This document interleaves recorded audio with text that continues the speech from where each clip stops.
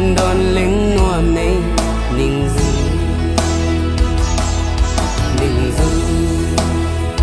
đòn đòn lính nua mê ninh du nắp tôn liang in ninh du đòn lính nua mê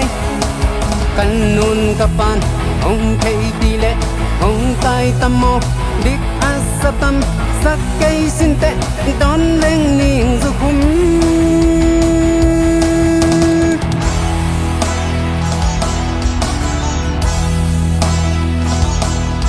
ninh du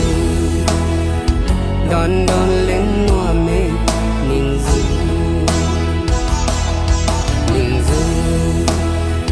đón đón lên nua mê ninh du xuân kim lung xuân mê băng thanh sắc ninh du lại khun tung ngã mũi băng hồng cây cát son căng ngao như toa mình nghe lung xuân cát xia mê băng trên toa mê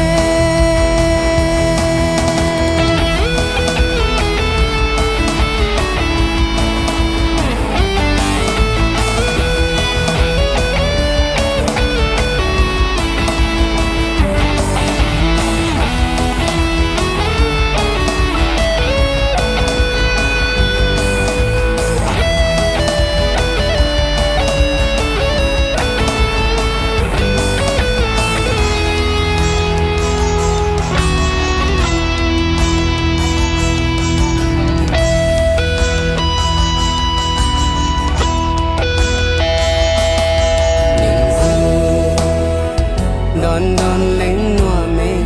ninh du đón đón lên nua mê ninh du sao về tia công ngay chu tê y mơ tây tăng sẽ ta công ghen ngâm lục ninh du đón lên hồng ghen ngâm minh cắt tắc xin tru quan lai ninh du hi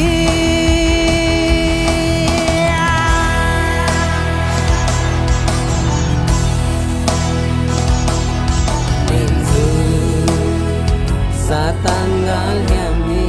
ninh du